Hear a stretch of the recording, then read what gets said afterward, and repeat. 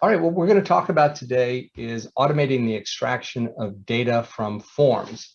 So first question is, what do I mean by a form? Well, a good example of a form is an invoice. So here are a couple of my AT&T invoices up here, and you can see there's data on these forms: my name, address, account number, date, due date, amount, all kinds of information here. The problem with this information is it's what's called semi-structured. It is not in a nice structured format where each one of these data elements is in a data table and is something is easily used, but it's also not completely unstructured because there is a very specific format to these invoices.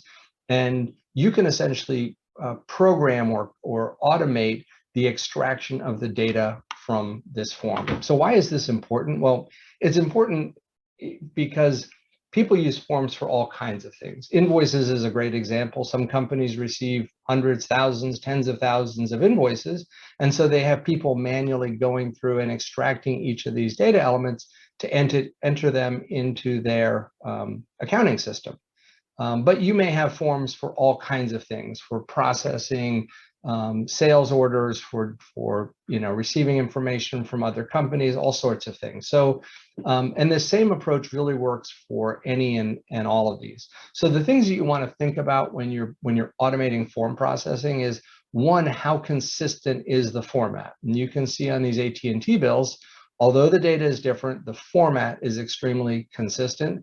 If we were trying to automate these and we came across a Comcast invoice, the format would be totally different. We would have to handle this one differently than we do the AT&T ones. So you're looking for how similar is the format, and then you want exception handling in case something comes through that's blurry or a key data element is missing. You want to make sure the automation doesn't process something that's not completely right. So that's really the things that we're looking at. Jim, can you give a quick, I'm going to stop sharing here. Can you give a quick demo of how we handle this? Sure. So can you see my screen now, Andrew? Yes, I can. What am I looking at here? So what we've done here is we've taken those invoices of yours from AT&T. We've trained a model to extract that data off the forms. And without getting into the details, how hard was it to build that model for those AT&T invoices? That's really easy. There's a essentially it's a process where you just feed the documents into the system.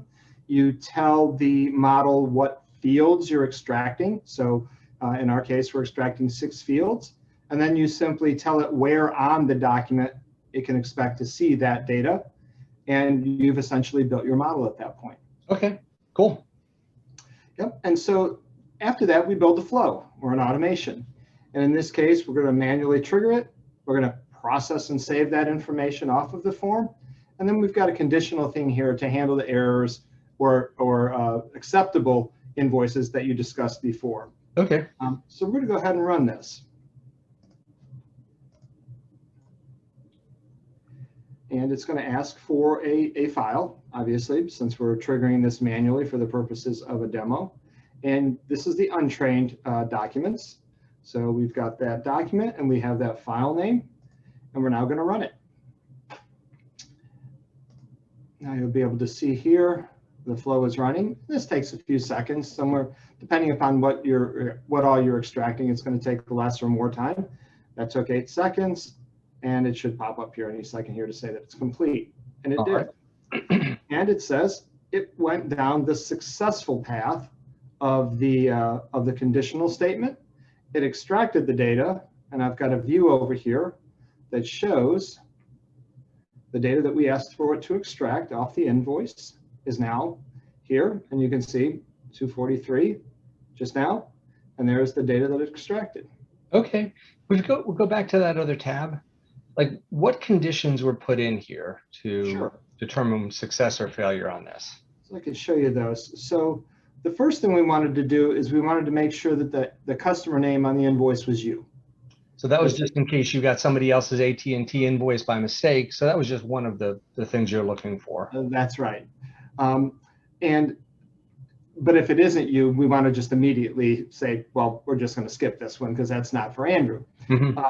after that, we've then put in and conditions. So all of these have to be met in order for the successful path to be taken.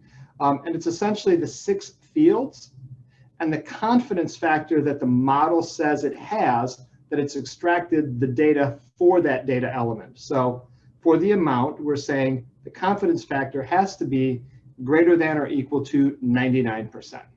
And then each one of those are set to 99%. So the end result is the invoice is your name, it's to you, and the extraction of the 6 data elements that we said were critical are extracted at a 99% confidence level or higher.